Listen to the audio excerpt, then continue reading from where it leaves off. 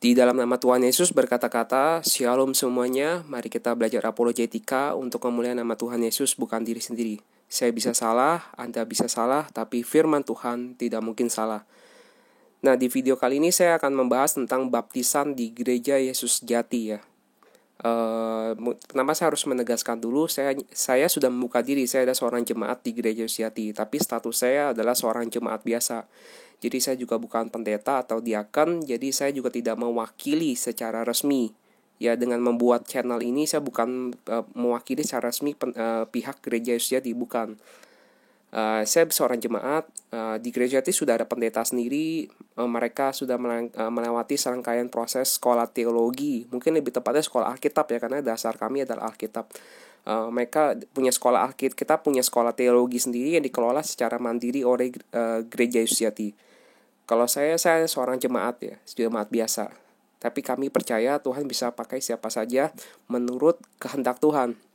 Nah, kalau Tuhan bisa pakai saya yang cuma jemaat biasa untuk bikin video seperti ini, bisa bayangkan terlebih-lebih lagi Tuhan bisa memakai pendeta di Gereja Yesus Jati.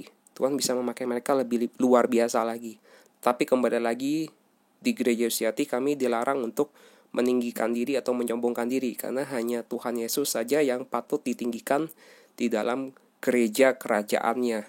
Sebab kami semua hanyalah hamba, kami semua adalah masing-masing adalah sesama saudara. Dan kalau untuk diri saya, walaupun saya sempat ada pelayanan juga di Gereja Yesus Jati, tapi saya merasa saya masih jauh lah dari sempurna lah. Saya hanya seorang hamba yang tidak berguna, yang hanya melakukan apa yang harus saya lakukan. Itu saja sih, itu saja profil saya ya. Karena kasih Tuhan jauh lebih besar dari apa yang dapat saya lakukan. Apa yang saya lakukan selalu saya merasa masih jauh dari sempurna dibandingkan kasih Tuhan yang luar biasa. Ya, kita lanjut saja ya, supaya tidak buang-buang waktu. Kita buka ke Markus 16 ayat 15 ya. Markus 16 ayat 15, lalu ia berkata kepada mereka, pergilah ke seluruh dunia, beritakanlah Injil kepada segala makhluk. Ini dari perkataan Tuhan Yesus ya. Siapa yang percaya dan dibaptis akan diselamatkan, tetapi siapa yang tidak percaya akan dihukum. Nah, banyak zaman sekarang orang mulai menganggap baptisan itu hanya sebuah simbol. Jadi baptisan itu simbol saja, nggak ada hubungan sama keselamatan. Padahal di ayat Alkitab sudah sangat jelas dan sudah tidak bisa ditawar-tawar lagi dari perkataan Tuhan Yesus sendiri. Siapa yang percaya dan dibaptis akan diselamatkan, tapi siapa yang tidak percaya akan dihukum. Yaitu jadi satu rangkaian, gak bisa dipisahkan antara percaya atau beriman dengan dibaptis. Mengapa? Karena kalau kita buka di Yohanes 3 ayat 3 sampai 5. Yesus menjawab katanya, aku berkata kepadamu, sesungguhnya jika seorang tidak dilahirkan kembali, ia tidak dapat melihat kerajaan Allah. Kata Nikodemus kepadanya, bagaimanakah mungkin seorang dilahirkan kalau ia sudah tua? Dapatkah ia masuk kembali ke dalam rahim ibunya dan dilahirkan lagi? Jawab Yesus, aku berkata kepadamu, sesungguhnya jika seorang tidak dilahirkan dari air dan roh, ia tidak dapat masuk ke dalam kerajaan Allah.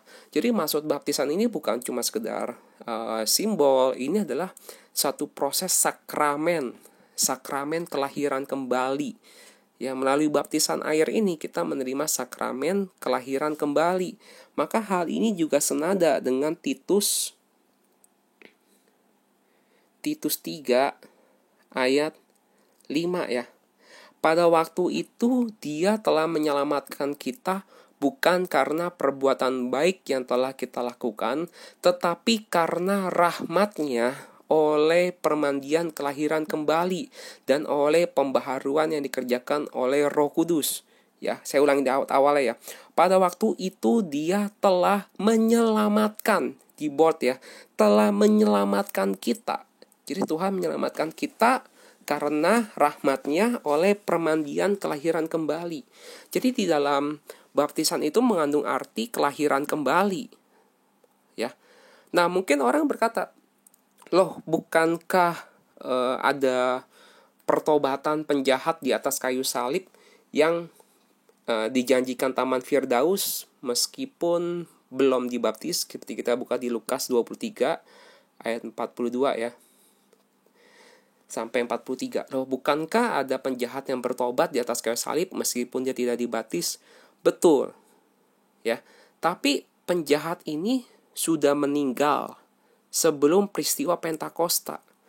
Sebelum gereja berdiri. Karena kita tahu gereja berdiri pertama kali di zaman Pentakosta. Pada saat peristiwa Pentakosta itu, zaman para rasul. Pentakosta zaman para rasul. Gereja berdiri saat itu. Dan penjahat ini sudah meninggal sebelum masa itu. Artinya penjahat ini termasuk manusia perjanjian lama. Dan juga penjahat ini tidak punya kesempatan untuk dibaptis, tentu saja ya. Tapi dengan hati dia sudah percaya kepada Yesus dan dia sudah mengakui kerajaan Allah. Kita lihat kembali ya, untuk masuk dalam kerajaan Allah, dia sudah mengakui dengan hatinya Yesus adalah raja. Ya, mengakui Yesus adalah raja. Dan terakhir, karena Tuhan Yesus yang memberikan janji itu. Bukan manusia yang memberikan janji, tapi Tuhan Yesus yang memberikan janji penjahat itu yang akan diselamatkan untuk masuk dalam Taman Firdaus. Nah, kalau kita sebagai manusia biasa, maka kita harus mentaati seluruh apa yang Alkitab sampaikan. Karena dari Alkitab adalah sumber tunggal kebenaran dan kehidupan beriman. Nah, karena itu, kita harus mengikuti apa petunjuk Alkitab. Kalau kita buka ke Kisah Para Rasul 2 ayat 38 ya. Jawab Petrus kepada mereka, "Bertobatlah dan hendaklah kamu masing-masing memberi dirimu dibaptis ya dalam nama Yesus Kristus untuk pengampunan dosamu. Maka kamu akan menerima karunia Roh Kudus." Jadi untuk baptisan pengampunan dosa ya sudah dijelaskan, ditegaskan. Kita harus ikuti apa yang Alkitab sampaikan. Nah, mengapa baptisannya di dalam nama Yesus Kristus? Ya, padahal kalau kita melihat pesan amanat agung Tuhan Yesus, bukankah di situ dikatakan baptislah mereka dalam nama Bapa, nama Anak, dan nama Roh Kudus? Mengapa di sini dikatakan dalam nama Yesus? Apakah hal ini bertentangan? Tentu saja tidak. Baptisan dalam nama Yesus adalah baptisan dengan pengertian bahwa nama Bapa, nama Anak, dan nama Roh Kudus sejatinya namanya itu satu, singular, hanya satu nama, yaitu nama Yesus. Ya, nama Bapa, nama Anak, nama Roh Kudus itu adalah nama Yesus. Kalau kita membaptis dalam nama Bapa, nama Anak, nama Roh Kudus, namanya siapa dong? Siapa yang disebut? Seumpama, kalau Tuhan Yesus sering menyebut diri dia adalah anak manusia, apakah kita berdoa dalam nama anak manusia saya berdoa? Ya anak manusia saya minta ini. Kan tidak.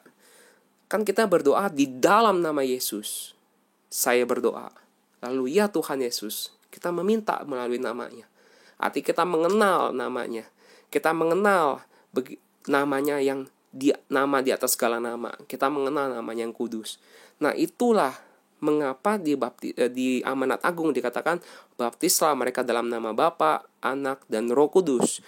Tetapi aplikasinya seluruh baptisan dilakukan dalam nama Yesus. Karena kita sudah mengenal namanya. Nama Bapa, Anak, dan Roh Kudus adalah Yesus. Yesus adalah nama di atas segala nama. Kok bisa nama Yesus? Karena Tuhan menetapkan nama bagi diri dia sendiri. Tuhan yang dari antara kekekalan sampai kekekalan menentukan nama bagi diri dia sendiri. Nama di atas segala nama, yaitu Yesus Kristus. Dalam nama Yesus ini tidak ada nama lebih tinggi lagi, karena nama di atas segala nama. Ya. Maka pengenalan baptisan ini bukan cuma sekedar nama baptisan, tapi ini pengenalan satu ideologi. Nah, mungkin kalau bagi teman-teman Kristen yang menganut paham Trinitas, Trinitas dalam arti Tuhan dengan 3 pribadi yang berbeda, 3 pribadi yang terpisah, tapi satu hakikat Allah gitu. Itu Trinitas kan, 3 pribadi yang terpisah tapi satu hakikat Allah. Pasti akan membaptis dalam nama Bapa, Anak, dan Roh Kudus. Tapi bagi kami, dengan konsep one true God, satu Allah yang tidak terbatas oleh ruang dan waktu. Tuhan bisa berada di sorga dan di bumi dalam waktu bersamaan. Dan yang berikutnya sudah saya jelaskan di video tentang one true God ya, tentang satu Allah sejati. Kita membaptis dalam nama Yesus dengan konsep one true God ini. Kita membaptis dalam nama Yesus karena kita mengenal pribadinya yang lebih dalam. Nah, bagaimana dong orang yang membaptis dalam nama Bapa, Anak, dan Roh Kudus? Sesungguhnya di Alkitab tidak dijelaskan ya. Khususnya di kitab Kisah Para Rasul, tidak ada satupun aplikasi pembaptisan di Kisah Para Rasul ya. Tidak ada satupun aplikasi baptisan dilakukan dalam nama Bapa, Anak, Roh Kudus. Tidak ada satupun. Seluruh pembaptisan di dalam Kisah Para Rasul, seluruh ya, garis bawah ya. Seluruh baptisan di Kisah Para Rasul dilakukan di dalam nama Yesus. Seluruh kitab Kisah Para Rasul. Kalau tidak percaya, baca sendiri kitab Kisah Para Rasul. Berkali-kali baca pun sama saja. Oke ya. Kalau gitu bagaimana dong yang masih membaptis dalam nama Bapa, Anak, dan Roh Kudus? Nah, kalau kita buka ke Kisah Para Rasul 1 ya. Contoh aplikasinya kan gak ada. Tapi kita bisa melihat dari baptisan sebelum dalam nama Yesus, yaitu baptisan Yohanes Pembaptis. Ada murid-murid yang sudah percaya kepada Yesus, tapi mereka hanya dibaptis dengan baptisan Yohanes Pembaptis. Apa yang dilakukan? Nah, kalau kita buka Kisah 19 ayat 1, ketika Apolos masih di Korintus, Paulus sudah menjelajah daerah-daerah pedalaman dan tiba di Efesus. Di situ didapatinya beberapa orang murid. Murid artinya disciple. Artinya dia sudah seorang percaya Yesus ya. Katanya kepada mereka, "Sudahkah kamu menerima Roh Kudus ketika kamu menjadi percaya?" Artinya sudah percaya. Ya, tapi ditanya lagi. Akan tetapi mereka menjawab dia, "Belum, bahkan kami belum pernah mendengar bahwa ada Roh Kudus." Dia belum mengerti. Lalu kata Paulus kepada mereka, "Kalau begitu, dengan baptisan manakah kamu telah dibaptis?" Jawab mereka, "Dengan baptisan Yohanes." Jadi mereka harus banyak mengenal baptisan Yohanes. Nah, kalau baptisan Yohanes hanya sekedar, kalau baptisan itu hanya sekedar simbol, maka ya udah nggak perlu baptis ulang. Ya udah kamu baptisan Yohanes kan cuma simbol ya. Ya udah baptis aja baptisan Yohanes, nggak apa-apa. Kita masing-masing baptisan berbeda. Tetapi kan tidak begitu. Kata Paulus, baptisan Yohanes adalah pembaptisan orang yang telah bertobat. Dan ia berkata kepada orang banyak bahwa mereka harus percaya kepada Dia yang datang kemudian daripadanya, yaitu Yesus. Nah, mengapa dikatakan percaya lagi? Kan di sini adalah orang sudah murid, sudah percaya. Mengapa harus dikatakan percaya lagi? Artinya harus mengenal lebih dalam siapakah Yesus ini. Nah, setelah mengenal lebih dalam siapakah Yesus ini, barulah mereka, ketika mereka mendengar hal itu, mereka memberi diri mereka dibaptis dalam nama Tuhan Yesus. Artinya sudah diajarkan dengan pengertian yang benar. Membaptis dalam nama Tuhan Yesus. Jadi baptisan ulang pun dilakukan dalam nama Tuhan Yesus. Dan ketika Paulus menumpangkan tangan ke atas mereka, turunlah Roh Kudus ke atas mereka, dan mulailah mereka berkata-kata dalam bahasa roh dan bernubuat. Jadi tandanya jelas ya, menerima Roh Kudus dengan berbahasa roh. Dan bahkan mereka di situ ada satu tanda lagi, mereka bisa bernubuat. Ya. Maka kalau kita mundur ke Kisah 18, kita mundur Kisah 18 ya, ada juga peristiwa yang mirip. Kisah 18 ayat 24, artinya satu pasal sebelumnya. Sementara itu datanglah ke Efesus seorang Yahudi bernama Apolos, yang berasal dari Alexandria. Ia seorang yang fasih berbicara dan sangat mahir dalam soal-soal kitab suci. Jadi dia orang yang ahli dalam kitab suci ya. Udah pakar nih, pakar Alkitab. Ia telah menerima pengajaran dalam jalan Tuhan. Dia udah menerima pengajaran dalam jalan Tuhan. Dengan bersemangat ia berbicara dan dengan teliti ia mengajar tentang Yesus. Artinya dia sudah percaya Yesus, bahkan dia sudah mengajar tentang Yesus. Tetapi, nah ada tetapinya, ia hanya mengetahui baptisan Yohanes. Jadi pengenalan dia belum seutuhnya, belum sempurna pengenalannya. Ia mulai mengajar dengan berani di rumah ibadat, tetapi setelah Priskila dan Aquila mendengarnya, mereka membawa dia ke rumah mereka dan dengan teliti menjelaskan kepadanya jalan Allah. Nah, Priskila dan Aquila ini adalah tentu saja jemaat zaman mula-mula ya. Dan Apolos ini kalau dia baru mengenal baptisan Yohanes, dia belum masuk dalam jemaat mula-mula, belum masuk dalam gereja mula-mula, karena dia hanya mengenal baptisan Yohanes. Tetapi setelah jemaat mula-mula ini, Priscilla dan Aquila, mendengar hal itu tentang Apolos, mereka membawa dia ke rumahnya, lalu menjelaskan dengan teliti, dijelaskan lagi dengan teliti, jalan Allah. Jadi, meskipun Apolos ini sudah memberitakan Injil, sudah mengajar tentang Yesus, dia diinjili ulang, diajarkan ulang untuk mengenal kebenaran yang seutuhnya, mengenal Injil kebenaran yang sepenuhnya. Ya, makanya dijelaskan dengan teliti jalan Allah. Jadi bagi kita yang belum mengenal kebenaran dengan utuh, kita harus mengenal lagi lebih benar, kebenaran yang lebih utuh lagi, yang benar-benar yang Tuhan kehendaki apa. Kenapa? Karena hidup kita hanya sekali. Kita tidak mau mempertaruhkan hidup kita yang cuma sekali ini. Jangan sampai kita tidak menemukan kebenaran yang sejati. Ya. Maka kalau kita buka tentang baptisan 1 Korintus 12 ayat 12. Kenapa sih harus dibaptis? Ya. Karena baptis itu kembali lagi bukan simbol. Kalau baptisan cuma tanda pertobatan, itu adalah baptisan Yohanes Pembaptis. Dan baptisan Yohanes Pembaptis yang adalah tanda pertobatan harus dibaptis ulang dengan baptisan dalam nama Yesus. Mengapa?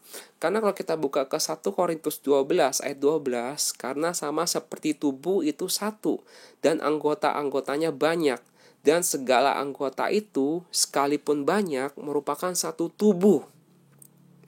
Demikian pula Kristus. Sebab dalam satu roh kita semua, baik orang Yahudi maupun orang Yunani, baik budak maupun orang merdeka, telah dibaptis menjadi satu tubuh, dan kita semua diberi minum dari satu roh. Jadi baptisan di Gereja Yesus Sejati, kita memaknai ada kuasa Roh Kudus di dalam baptisan. Karena kami percaya Gereja Yesus Sejati itu disertai oleh Roh Kudus. Dan karena ada kuasa Roh Kudus inilah di dalam baptisan yang sejati dapat membawa kita menjadi anggota tubuh Kristus. Ya, maka orang yang melakukan baptisan, si pembaptis haruslah orang yang disertai oleh Roh Kudus.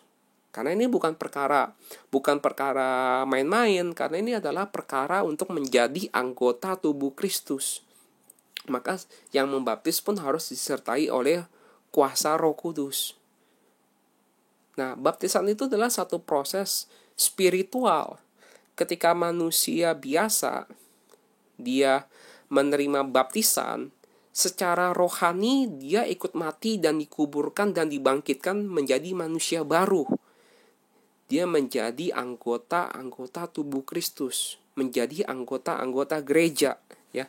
Maka di ayat 27 dikatakan, kamu semua adalah tubuh Kristus dan kamu masing-masing adalah anggotanya, ya. Maka lebih terang lagi kalau kita buka di Efesus 5 ayat 25, ya. 25 sampai 27, ya. Hai suami, kasihilah istrimu sebagaimana Kristus telah mengasihi jemaat. Nah, kalau bahasa Indonesia pakai kata jemaat, ya. Tapi kalau bahasa Inggris lebih jelas, ya. Yaitu sebagai Kristus mengasihi gereja, ya. Dan telah menyerahkan dirinya baginya untuk menguduskannya sesudah ia menyucikannya dengan memandikannya dengan air dan firman. Memandikan dengan air adalah baptisan, ya, jelas, ya. Supaya dengan demikian ia menempatkan jemaat di hadapannya, menempatkan gereja di hadapannya, di hadapan dirinya dengan cemerlang, tanpa cacat atau kerut atau yang serupa itu, tetapi supaya jemaat kudus dan tidak bercelah, untuk menempatkan jemaat yang kudus, gereja yang kudus dan tidak bercelah, ya. Jadi baptisan ini satu proses untuk kelahiran kembali, menjadi anggota dari tubuh Kristus. Itu jelas kok. Bahkan kalau kita buka ke Efesus 4, ya, ayat 4 sampai 5, ukuran anggota tubuh Kristus, satu tubuh dan satu roh, sebagaimana kamu telah dipanggil kepada satu pengharapan yang terkandung dalam panggilanmu. Satu Tuhan, satu iman, satu baptisan. Maka dalam baptisan yang sejati akan menuju kepada satu tubuh, satu gereja yang dipimpin oleh satu roh. Ada satu kuasa roh yang sama. Dan kita mengenal satu Tuhan, satu iman, satu pengenalan iman yang sama. Tidak ada denominasi-denominasi yang berbeda lagi, karena pengenalan kita satu iman dan satu baptisan. Kita telah menerima satu baptisan yang sejati. Nah, mungkin pertanyaan orang adalah gini ya. Kalau gitu kenapa baptisan dilakukan kepada anak balita ya? Kenapa kok di gereja Yesus Sejati baptisan dilakukan kepada anak balita sih? Apakah anak balita itu mengerti kalau dia sudah dibaptis? Ya, bagaimana anak balita bisa bertobat? Apakah anak balita bisa beriman?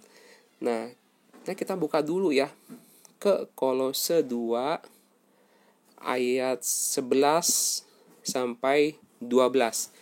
Dalam Dia kamu telah disunat, bukan dengan sunat yang dilakukan oleh manusia, tetapi dengan sunat Kristus yang terdiri dari penanggalan akan tubuh yang berdosa. Sunat Kristus adalah penanggalan akan tubuh yang berdosa. Apa itu sunat Kristus? Karena dengan Dia kamu dikuburkan dalam baptisan, dan di dalam Dia kamu turut dibangkitkan juga oleh kepercayaanmu kepada kerja kuasa Allah yang telah membangkitkan Dia dari orang mati. Jadi baptisan itu adalah sunat Kristus. Jika di perjanjian lama, siapakah yang disunat? Setiap anak laki-laki, bahkan ketika dia baru 8 hari, dia sudah disunat. Bahkan sebelum dia mengerti apa-apa, dia sudah disunat. Dia sudah diserahkan menjadi milik Tuhan. Begitu juga dengan baptisan. Banyak kita melihat prosesi di Kisah Para Rasul. Ketika dibaptis, bukan hanya orang dewasa saja yang dibaptis, tapi dikatakan adalah engkau dan seisi rumahmu. Ya, seisi rumah. Jadi orang-orang yang ada di rumahnya, meskipun itu dalam rumahnya ada anak kecil, kayak ada istrinya, ada keluarganya, itu harus dibaptis supaya semuanya lahir baru dan menjadi milik Tuhan. Nah, bagaimana jika anak kecil itu dibaptis? Bukankah dia belum bisa beriman? Maka kalau kita buka ke 1 Korintus 6 ayat 19 sampai 20, atau tidak tahukah kamu bahwa tubuhmu adalah bait Roh Kudus yang diam di dalam kamu? Roh Kudus yang kamu peroleh dari Allah, dan bahwa kamu bukan milik kamu sendiri. Nah, mengapa dikatakan tubuh kita adalah bait Roh Kudus? Karena orang yang sudah dibaptis, dia menjadi anggota tubuh Kristus. Tubuh dia menjadi milik Kristus, menjadi bait Roh Kudus. Tapi kalau belum baptis, belum bisa dikatakan demikian. Nah, untuk bisa memahami hal ini, maka tentu saja butuh iman. Mengapa butuh iman? Karena secara fisik, secara lahiriah, ketika kita dibaptis, tubuh kita ya begini-begini aja, tidak berubah gitu. Setelah keluar dari air baptisan, wah tubuhnya bersinar gitu, mengeluarkan cahaya gitu. Enggak, ya kita sama-sama manusia secara lahiriah, tubuh kita ya begini-begini aja. Nah, untuk bisa memahami ketika kita sudah dibaptis, tubuh kita menjadi anggota tubuh Kristus, menjadi bait Roh Kudus, itu butuh iman. Iman itu melihat apa yang tidak kelihatan. Iman adalah dasar dari segala sesuatu yang kita harapkan dan bukti dari segala sesuatu yang tidak kita lihat, yang kita nggak bisa kelihatan. Itu adalah iman. Kita percaya gak ketika kita sudah dibaptis, kita menjadi anggota tubuh Kristus? Ketika kita percaya, itu adalah iman. Nah, ketika seseorang memutuskan untuk dibaptis, tentu saja itu adalah keputusan dia, itu juga adalah keputusan iman. Tetapi kan iman tidak berhenti sampai di sana. Setelah orang itu dewasa, setelah orang itu orang itu menjadi jemaat, berjalannya waktu, dia juga harus tetap belajar beriman. Sampai kapan? Mengejar penyempurnaan iman sampai meninggal, sampai Tuhan panggil. Nah, kalau anak bayi, ya, anak bayi yang belum mengerti, anak balita yang belum mengerti, itu adalah menurut iman orang tuanya. Makanya bayi atau balita yang bisa dibaptis adalah yang orang tuanya sudah jemaat. Kalau orang tuanya belum jemaat atau keluarganya belum jemaat, ya balita tersebut gak bisa dibaptis. Karena nanti tidak ada yang membimbing iman dia. Tapi kalau anak semasa dia balita, dia sudah dibaptis, maka orang tua dan gereja wajib untuk memberikan pendidikan iman kepada anak tersebut, supaya anak ini ketika dewasa imannya bisa bertumbuh, sehingga bisa mengerti bahwa tubuh dia sudah diserahkan kepada milik Kristus, dia sudah ditebus dan dia menjadi milik Kristus, ya. Sehingga dia harus mengimani tubuh dia adalah tubuh Kristus. Ketika dia bisa bertumbuh dewasa dan mengimani hal demikian, maka itu adalah wujud bukti imannya bertumbuh. Ya, jadi imannya di kemudian. Kita pun kalau yang sudah dewasa, ketika kita baru dibaptis, kita pun masih tetap harus belajar beriman, mengejar penyempurnaan iman yang harus dilakukan sampai seumur hidup. Karena lahir baru itu adalah proses untuk menjadi milik Kristus. Selanjutnya adalah kita berjalan bersama dengan Tuhan, yaitu perjalanan iman sampai menuju hari penghakiman. Disitulah kita akan ditentukan apakah kita diterima atau kita ditolak. Nah, bagi saudara-saudari yang tertarik untuk mengenal lebih lanjut mengenai Gereja Yesus Jati, bisa langsung menghubungi ke Instagram di Gereja Yesus Jati, ya, atau bisa lihat video-videonya di YouTube Gereja Yesus Jati, atau bisa mencarinya dari Facebook, ya. Mungkin masih banyak harus saya sampaikan, seperti mengenai baptisan dengan menyelam, diselam, terus di air yang mengalir, dengan kepala menunduk. Tapi itu bisalah, bisa dipahami dengan mudah, asalkan kita memahami dasarnya adalah baptisan adalah langkah iman. Kalau kita mengimani baptisan adalah menjadi anggota tubuh Kristus, dan kita melihat itu adalah satu proses spiritual, ya, dia lakukan dengan langkah iman, maka kita bisa memahami hal itu. Tapi kalau kita melihat baptisan cuma sekedar simbol gitu, gak ada artinya gitu, ya mungkin kita akan sulit untuk memahami hal demikian. Maka itu butuh langkah iman, ya. Itu saja video kali ini. Biarlah segala kemuliaan bagi nama Tuhan Yesus. Haleluya, amin.